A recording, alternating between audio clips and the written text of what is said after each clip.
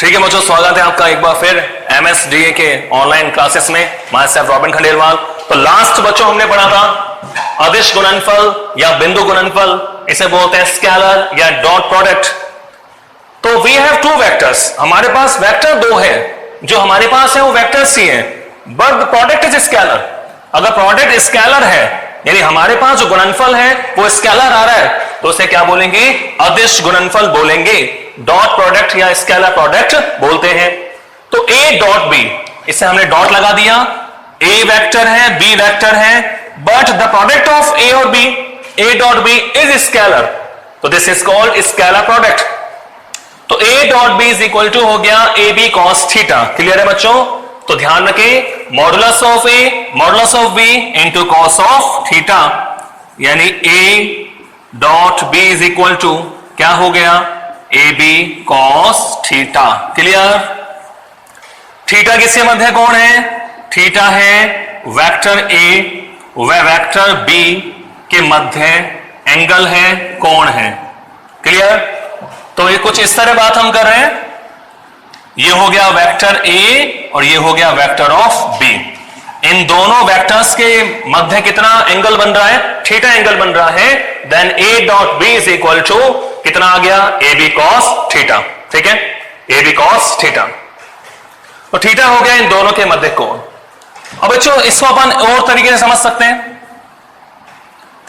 कई बार क्वेश्चन, एक तो क्वेश्चन ऐसे बन जाता है कि आपको ए दे दे, बी दे दे आपको और थीटा दे दे, तो आपसे ए बी कॉस थीटा निकलवा ले, ए डॉट बी निकलवा ले आपसे।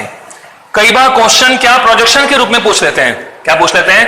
प्रोजेक्शन के रूप में। कहने का मतलब क्या हुआ?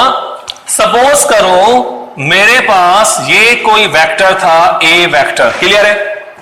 अब इस बी का कंपोनेंट यानी इस बी का प्रोजेक्शन ऑफ बी, प्रक्षेप बी का प्रक्षेप, projection of B on vector A into direction A. तो बी का एक ही डायरेक्शन में जो प्रोजेक्शन होगा, यानी ये जो वैल्यू होगी, सपोज करो से मैं ओपी नाम दे दूं, तो बी का इस डायरेक्शन में जो कंपोनेंट है वो क्या होगा? B cos theta. क्या होगा बच्चों? B cos theta. तो कई बार क्या प्रोजेक्शन रूप में आपको दे देते हैं, तो वहां आप कंफ्यूज हो जाते हैं। तो आप ध्यान रखें, तो बी कॉस थीटा क्या है?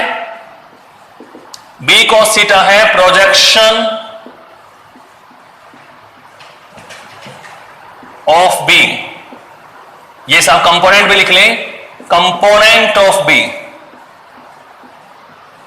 ठीक है, इनटू ए डायरेक्शन। एक ही डायरेक्शन में जो कंपोनेंट है बी कॉस थीटा, तो ये जो बी कॉस थीटा है ये प्रोजेक्शन है, प्रोजेक्शन ऑन ए वेक्टर, यानी ए पर प्रक्षेप। क्या होगा बच्चों? ये वेक्टर ए पर प्रक्षेप। तो कई बार ऐसे क्वेश्चन दे देते हैं, आपको सीधे बी कॉस थीटा की वैल्यू दे देते हैं। तो आप ध्यान रखें कि बी कॉस थीटा, तो कहने का मतलब dot product of A and B is equal to, तो ए का तो परिमाण है हमारे पास, यानी magnitude of A, magnitude of A, और किससे हमें मल्टीप्लाई करना है? Projection on A. ये भी आप ध्यान रखें कि ए डॉट बी का मतलब हो जाता है, ए का मैग्नीट्यूड तो ए हो गया, अब प्रोजेक्शन कितना है? वो हो गया बी कॉस थीटा। तो कई बार आपको ये दे देते हैं, तो ये भी आप ध्यान रख सकते हैं। तो ए dot B is equal to क्या हो गया बच्चों? A B cos of theta. Clear है? तो स्केलर क्वांटिटी होती है, कई सारे उदाहरण आप देख सकते हो। फॉर एग्जाम्पल,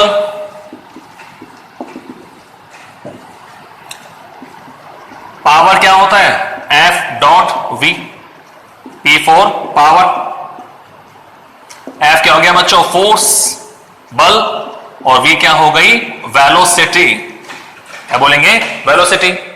ऐसे वर्क, सॉरी ये स्केलर है, प्रोडक्ट क्या आएगा? Scalar. W is equal to क्या हो गया? F dot D। जिनका प्रोडक्ट कर रहे हैं वो तो वेक्टर क्वांटिटी है, और जो हमें प्रोडक्शन मिलेगा वो क्या मिलेगा? Scalar quantity. तो यहां वेक्टर नहीं लगाएंगे। तो ये हम देख सकते हैं कई सारी फिजिकल क्वांटिटी, कई सारे हमारे भौतिक जो राशियां हैं उनके एग्जाम्पल कि जब वर्क निकालते हैं तो फोर्स यानी बल का और डी यानी डिस्प्लेसमेंट यानी विस्थापन, इसका क्या करते हैं, डॉट प्रोडक्ट करते हैं। तो W is equal to f dot v. ऐसी और भी एग्जाम्पल आप देख सकते हैं। एक होता है बच्चों विद्युत फ्लक्स, इलेक्ट्रिक फ्लक्स, क्या बोलते हैं इसको, इलेक्ट्रिक फ्लक्स। इलेक्ट्रिक फ्लक्स, तो इलेक्ट्रिक फ्लक्स क्या होता है, ई डॉट ए, ठीक है। पावर क्या हो गया, एफ डॉट वी। वर्क क्या हो गया, F dot D. Electric flux क्या हो गया, ई डॉट ए। ई होता है विद्युत क्षेत्र, इलेक्ट्रिक फील्ड, इलेक्ट्रिक फील्ड यानी विद्युत क्षेत्र। और ए वेक्टर क्या होता है बच्चों, एरिया वेक्टर। ए वेक्टर क्या होता है, एरिया वेक्टर। ऐसे हम और वेक्टर एग्जांपल लें, फाई बी यानी मैग्नेटिक फ्लक्स, क्या बोलते हैं इसको, मैग्नेटिक फ्लक्स। ये हो जाता है बी डॉट ए, क्लियर है, बी डॉट ए। तो phi b is magnetic flux और वेक्टर बी क्या है, मैग्नेटिक फील्ड, चुंबकीय क्षेत्र, मैग्नेटिक फील्ड। और ए हमारा वही है एरिया वेक्टर, ये वाला, क्लियर। तो हम देख सकते हैं कई क्वेश्चनों में हम ए डॉट बी निकाल के वैल्यू निकाल सकते हैं। तो ए dot B is equal to होता है ए बी कॉस थीटा, ठीक है। आगे चलें,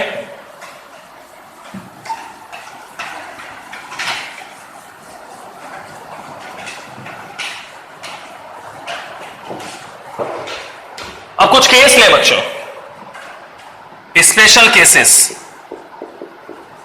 स्पेशल केसेस। तो अगर आपको थीटा की वैल्यू चेंज करके दे दें तो आप डायरेक्ट याद रख सकते हो। जो पहला केस, यदि सपोज करो ए पैरेलल किसके हैं, बी के, तो दो पैरेलल वेक्टर हमारे पास हैं ए पैरेलल बी, तो आप कहोगे थीटा कितना हो जाएगा, 0, क्लियर है। तो दो पैरेलल वेक्टर हैं, दो समांतर सदिश हैं, उनका जो बिंदु गुणनफल होगा, उनका जो डॉट प्रोडक्ट होगा वो क्या होगा, ए बी कॉस 0। तो ए dot B is equal to क्या मिल जाता है, a b. A dot b क्या मिल जाएगा, ए बी, क्योंकि cos 0 इज इक्वल टू क्या होता है, 1, क्लियर है। तो ध्यान रखें कि dot product of two parallel vector is product of magnitude of given vector. तो ए dot B is equal to A B, ठीक है। ऐसे दूसरा केस लें, केस सेकंड, यदि ए परपेंडिकुलर है बी के, ए बी के लंबवत है, तो अगर परपेंडिकुलर होगा तो एंगल कितना बन जाएगा, 90 डिग्री। तो इनका जो डॉट प्रोडक्ट होगा, जो बिंदु गुणनफल होगा, जो अदिश गुणनफल होगा ए डॉट बी, वो क्या हो जाएगा, ए बी कॉस ऑफ 90। और कॉस 90 क्या हो जाता है बच्चों, 0। तो ए डॉट बी क्या हो जाएगा, 0। तो हमेशा ध्यान रखें कि dot product of perpendicular vector is always 0। तो ये cos 90 क्या होता है, 0। cos 90 क्या हो जाएगा, 0, क्लियर। और ऐसे अपन तीसरा केस लें, अगर मान लो थीटा हमारे पास कितना है, 180 डिग्री है, अपोजिट वेक्टर है। वेक्टर कैसे हैं, अपोजिट, विपरीत सदिश है, 180 डिग्री पर है। तो इनका जब आप डॉट प्रोडक्ट निकालोगे यानी ए dot B is equal to क्या हो जाएगा, ए बी कॉस 180। और कॉस 180 की वैल्यू क्या होती है, -1, यानी माइनस का क्या हो जाएगा बच्चों, ए बी, माइनस क्या हो जाएगा, ए बी, क्लियर। कॉस 180 कितना होता है, -1। तो ध्यान रखें आप, पैरेलल है तो ए बी, परपेंडिकुलर है तो 0, फिर निकालने की जरूरत नहीं है, सीधे आप 0 पुट करें। और अगर अपोजिट वेक्टर है तो क्या हो जाएगा, minus of a B, clear. कई बार क्या करते हैं,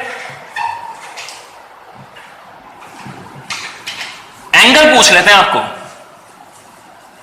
कई बार क्वेश्चनों में डॉट प्रोडक्ट आपको मिला होता है और एंगल पूछ लेते हैं। तो एंगल कैसे निकाल सकते हैं, आपको पता है ए dot B is equal to कितना होता है, a B cos of theta. Clear? तो आप यहां से कॉस थीटा भी ध्यान रखें, ठीक है? तो cos theta is equal to क्या हो जाएगा, A dot B upon A B. Clear है? Cos theta is equal to, important formula है, ए dot B upon A B. Clear? तो यहां से हम थीटा भी निकाल सकते हैं, जब आपको ए और बी दिया हुआ है तो कॉस थीटा आपसे पूछ सकता है। क्लियर?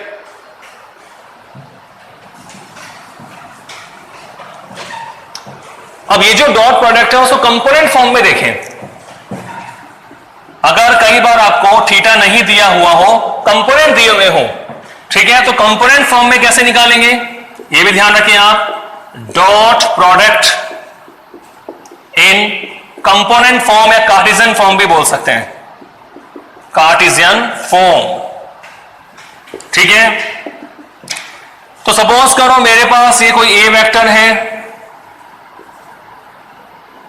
एक्स वाई और जेड, ये मेरे पास क्या है, कोई ए वेक्टर। क्लियर? तो इसका एक्स डायरेक्शन में कितना कंपोनेंट है, ए एक्स, वाई में कंपोनेंट ए वाई और जेड में कंपोनेंट ए जेड। क्लियर? तो वेक्टर ए को मैं कार्टेशियन फॉर्म में या कंपोनेंट फॉर्म में कैसे लिख सकता हूं, ए x i cap plus a y j cap plus A Z के कैप। ठीक है? ऐसे सपोज करो बी वेक्टर मेरे पास है, तो बी वेक्टर को मैं क्या लिख सकता हूं, B X i cap plus B Y j cap plus B z के कैप। ठीक है बच्चों? अब ए डॉट बी हमसे निकलवाए इसमें क्वेश्चन में, अगर आप कंपोनेंट दिए हुए हो तो आप कैसे निकालेंगे ए डॉट बी, तो ए dot B is equal to, तो put the value of A and B. तो ए की वैल्यू क्या है हमारे पास, ए एक्स आई कैप। ठीक है बच्चों? ए की वैल्यू हमने पुट कर दी, ए x i cap plus a y j cap plus A Z के कैप, और जो बी की वैल्यू हमारे पास है बी हमारे पास है बी एक्स डॉट लगा हुआ है बीच में, B X i cap plus B Y j cap plus B z के कैप। क्लियर है? तो हम इसमें ए डॉट बी निकालेंगे, ए डॉट बी वेक्टर। ठीक है? तो सिंपल जैसे हम गुणा करते हैं, जैसे अलजेब्रा में हम गुणा करते हैं कि इसको भी तीनों से गुणा करो प्लस इसको तीनों से प्लस इसको तीनों से। ठीक है? तो आपको पता है डॉट जो होगा वो किसके बीच में होगा, केवल सदिशों के बीच में होगा। तो a x i cap B X i cap, तो ध्यान रखें कि आई का केवल आई से करें, आई डॉट आई, प्लस जे का जे से करें, ए वाई बी वाई यानी जे डॉट जे। क्लियर? और के वाले का के वाले से करें यानी ए जेड बी जेड, और ये क्या आ जाएगा, के डॉट के। क्लियर है? कहने का मतलब ये हुआ कि जब आपको कंपोनेंट फॉर्म में दिया हुआ हो तो आपको डॉट प्रोडक्ट करना है, तो आई का आई से करें, जे का जे से करें और के का कैसे करें, यानी ए X B x plus a Y B Y plus A Z b Z. Clear है बच्चों? ऐसा हमने क्यों करा, क्योंकि हमें पता है आई डॉट आई या जे डॉट जे या के डॉट के, इसकी वैल्यू क्या होती है बच्चों, 1 होती है। ठीक है? इसकी वैल्यू क्या होती है, 1।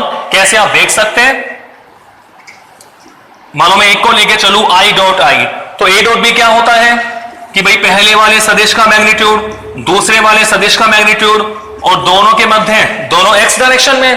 भाई दो वेक्टर हमारे पास है, यूनिट वेक्टर हमारे पास है, दोनों सेम डायरेक्शन में है, तो एंगल कितना होगा, 0 होगा। इसका मतलब क्या हुआ, i dot i is equal to i cap का मैग्नीट्यूड, आई कैप का परिमाण, एकांक सदिश का परिमाण होता है 1। यानी ठीक है बच्चों, हमने देखा कि आई डॉट आई क्या हो गया, 1। ऐसे हम I dot J I dot के, इस तरह जो परपेंडिकुलर यूनिट वेक्टर का हम जब डॉट प्रोडक्ट करते हैं तो उसकी वैल्यू क्या आ जाती है, 0 आ जाती है। आई डॉट जे की वैल्यू क्या हो गई, 0।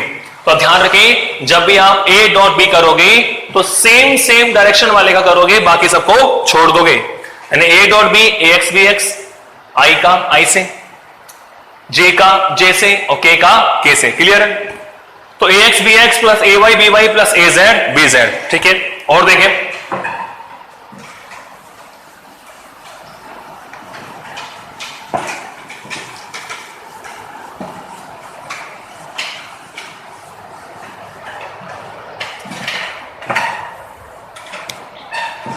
तो डॉट प्रोडक्ट की बात कर रहे हैं,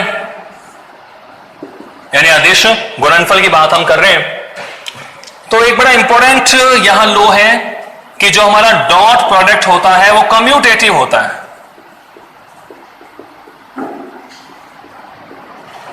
कैसा होता है? कम्यूटेटिव होता है, यानी ये क्रम विनिमय नियम का पालन करता है। ये ध्यान रखें,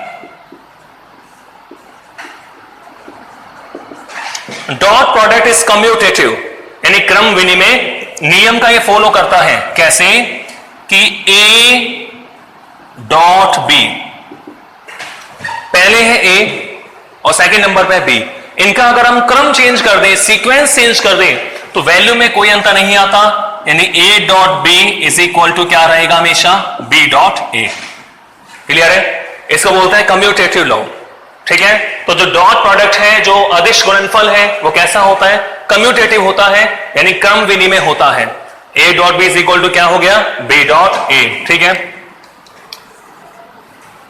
डिस्ट्रीब्यूटिव लॉ की फॉलो करता है। डिस्ट्रीब्यूटिव लॉ यानी बंटन नियम की भी ये पालना करता है। किसी नियम की पालना करता है? बंटन नियम। डिस्ट्रीब्यूटिव लॉ क्या होता है कि जैसे मान लो A dot B plus C, A dot B plus C, तो कैसे कर सकते हैं इसको कि A dot B plus A dot C. तो ये बंटन नियम की पालना करता है, ए dot B plus A dot C. तो कम्यूटेटिव होता है, कैसा होता है? डिस्ट्रीब्यूटिव भी होता है। क्लियर?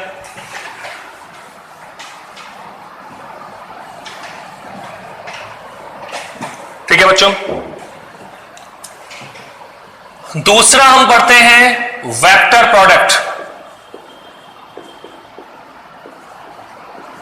वेक्टर प्रोडक्ट यानी इसको बोलते हैं क्रॉस प्रोडक्ट। क्या बोलेंगे? क्रॉस प्रोडक्ट, यानी सदिश गुणनफल। सदिश गुणनफल या क्या बोलेंगे? क्रॉस गुणनफल।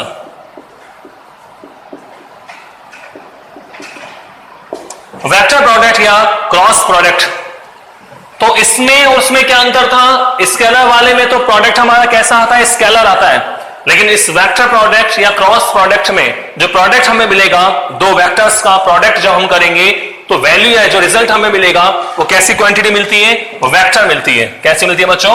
वेक्टर। तो इसे हम कैसे शो करते हैं? क्रॉस से, यानी ए क्रॉस बी। तो इसे इंटू नहीं बोलेंगे, क्या बोलेंगे? Cross, A cross B, cross. Clear? तो A cross B is equal to vector A का मैग्नीट्यूड, वेक्टर बी का मैग्नीट्यूड और साइन थीटा। यहां क्या लगाते हैं? Sine theta. तो यानी A cross B, A cross B क्या हो जाएगा? A B sine theta. A cross B क्या हो गया बच्चों? A B sine theta. तो अब ए क्रॉस बीटा, ए क्रॉस जो बी हमारे पास है ये वेक्टर है। ये कैसी क्वांटिटी है? वेक्टर। ये इसका हो गया परिमाण। ए क्रॉस बी का परिमाण क्या हो गया? A B sine theta. अब ए क्रॉस बी की जो डायरेक्शन होगी, direction of a cross b, direction of a cross b, तो क्या होगी? ये perpendicular, perpendicular of plane, perpendicular of plane where vector A and vector B is situated. Clear है? तो अब जो डायरेक्शन होगी A क्रॉस B की, वो A और B के तल के लंबवत होगी। मतलब हमारे पास दो वेक्टर हैं, तो दो वेक्टर किसी प्लेन में होंगे, तो अब A क्रॉस B जो होगा वो A और B के उस प्लेन के परपेंडिकुलर होगा। क्लियर है?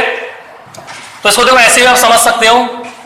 सपोज करो ये हमारे पास है वेक्टर ए, ठीक है, और ये मान लो सपोज करो मेरे पास क्या है? Vector b. ये क्या बच्चों? Vector b.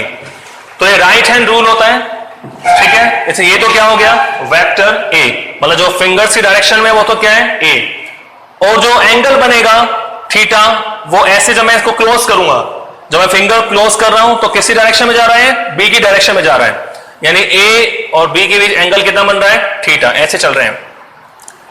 ये तो हो गया ए, जो फिंगर की डायरेक्शन में क्या हो गया, ए। इसको मैं क्लोज करूंगा, when I close the finger, तो ये डायरेक्शन किसकी शो करेगा, बी की। तो जो थंब है, जो परपेंडिकुलर थंब, ये जो सीधा अंगूठा है, ये किसको शो करेगा, ए क्रॉस बी को शो करेगा, ए क्रॉस बी। क्लियर है, ए क्रॉस बी। तो आप देख रहे हैं, अगर मैं थीटा इधर ले रहा हूं, इसी डायरेक्शन चेंज करूं, अगर मैं बी क्रॉस ए करूं तो वो कुछ अलग होगा। तो ए क्रॉस बी क्या होता है, हमेशा ए और बी के तल के लंबवत होता है। क्लियर। तो यहां पर कुछ केस ले लें, देखो केस फर्स्ट, थीटा क्या हो बच्चों, 0 हो। दो पैरेलल वेक्टर हो, तो पैरेलल वेक्टर होंगे तो ए क्रॉस बी क्या हो जाएगा, A B sine 0, a B sine of 0।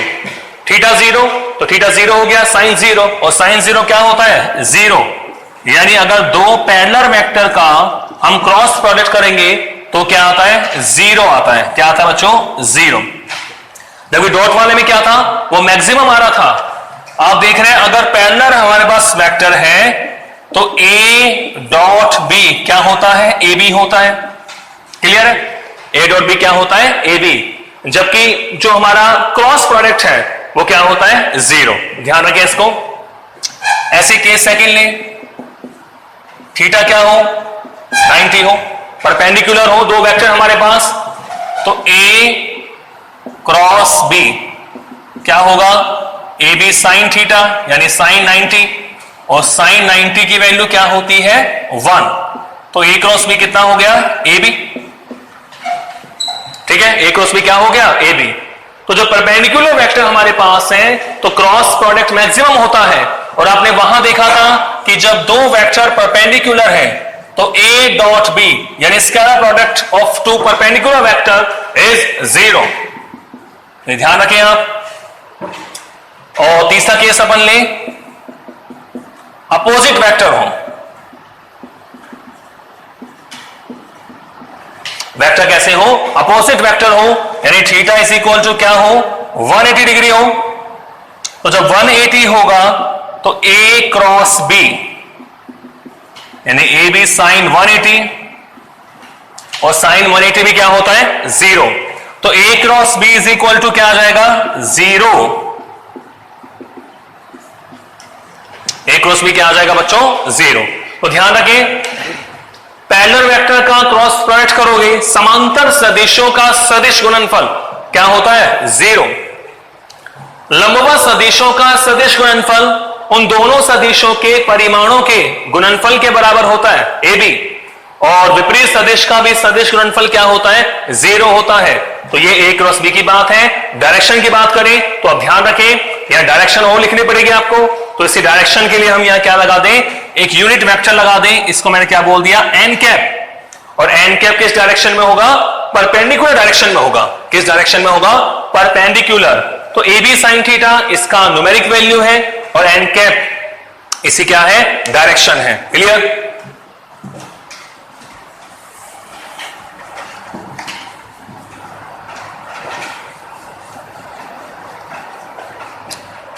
तो इसको अपन कार्टेशियन फॉर्म में और देख लेते हैं। ठीक है, इन कार्टेशियन फॉर्म।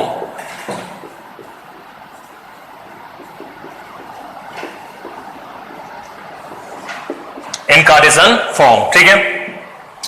तो let we have a vector is equal to a x i cap plus a y j cap plus az k cap, and b vector is equal to bx I cap by j cap plus bz k cap। Clear है। तो इसका अपन cross product करें, क्या करें बच्चों, cross product. तो a cross b। तो बच्चों सबसे आसान तरीका होता है डिटर्मिनेशन मेथड से, मैट्रिक्स विधि से फॉर्म करेंगे। तो मैट्रिक्स विधि में क्या करते हैं, सबसे पहले आप यहां लिख लें आई कैप जे कैप और के कैप, आई कैप, जे कैप और के कैप। तो ए क्रॉस बी जब आपको निकालना है तो अब ए के कंपोनेंट रखें, आई के नीचे आई वाला कंपोनेंट यानी ए एक्स, जे के नीचे जे वाला और के नीचे के वाला, फिर क्रॉस बी, तो बी के कंपोनेंट रखें बी एक्स, बी वाई और बी जेड। क्लियर है? तो अब हमें चलना है किस तरह, इसको सॉल्व करना है। तो जैसे मान लो हमें आई कैप के कोफिशिएंट लिखना है, तो आई कैप को इस तरह छुपा लें और स्मॉल आर बना दें। क्या बना दें? Small r. तो इसको इससे गुणा करो माइनस इसको इससे गुणा करो, तो क्या हो जाएगा? ए वाई बी जेड माइनस ए जेड बी वाई। ठीक है? प्लस अब चलना है माइनस। क्या चलना है? माइनस। इस तरह चलेंगे प्लस माइनस। ठीक है? जिसके हमें कोफिशिएंट लिखना है उसको आप छुपा ले और स्मॉल आर बना दे, कंपोनेंट्स लिख ले। तो आई का तो हो गया, अब लिखेंगे जे का। तो जे के लिए आप इसको छुपाएंगे, तो हमने इसको इस तरह छुपाया, तो अब क्या होगा? इस तरह हो जाएगा ए एक्स था बीजेड के साथ, यानी ए एक्स बीजेड। तो हम ए क्रॉस बी निकाल रहे हैं, तो आई का तो हमने लिख दिया A Y B Z minus A Z B Y. Clear? Plus minus. अब जे का हमें कंपोनेंट लिखना है, तो जे को हम छुपा ले और स्मॉल आर बनाओगे, तो अब इसको देख सकते हैं, ये बन रहा है ना ए एक्स बी एक्स और ए जेड बी जेड। तो ए एक्स का बी जेड के साथ माइनस ए जेड का बी एक्स के साथ, a Z b x. Clear है? Plus minus. अब अगला स्टेप क्या आएगा? प्लस के कैप को छुपाओ और बनाओ स्मॉल आर, तो a X B Y, A X B Y minus क्या हो जाएगा? ए वाई बी एक्स। क्लियर है? तो ये हो गया हमारे पास ए क्रॉस बी। क्या हो गया? ए क्रॉस बी। तो इसमें जब ध्यान रखें कि आई क्रॉस आई, जे क्रॉस जे और के क्रॉस के, ये सब क्या हो जाते हैं? जीरो। ठीक है? समान सदिश हमारे पास है, समान एकांक सदिश हमारे पास है, तो आई क्रॉस आई, जे क्रॉस जे और के क्रॉस के क्या हो जाता है? जीरो। और आगे आप ध्यान रखें, कुछ इस तरह आप ध्यान रख सकते हैं कि सपोज करो इस तरह चले समझाने के लिए, ये मान लो हो गया आई कैप, ये हो गया मान लो जे, और ये क्या मान लिया मैंने? के। अब ऐसे चलना है। ठीक है? तो अगर सेम सेम आ गया, समान आ गया, तो मान जीरो। लेकिन अगर आई क्रॉस जे आ जाए, आई क्रॉस जे, तो क्या आएगा? तो ध्यान रखें, अगर आप सीरियल में चल रहे हैं तो अगला वाला आ जाएगा जो छूट रहा है, यानी आई याद रखने के लिए अगर ऐसे चल रहे हो तो पॉजिटिव, और अगर ऐसे चलना पड़े तो मान क्या हो जाएगा? नेगेटिव।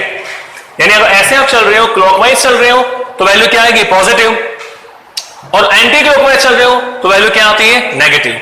तो आई क्रॉस जे क्या हो जाएगा? तीसरा वाला के कैप। ठीक है?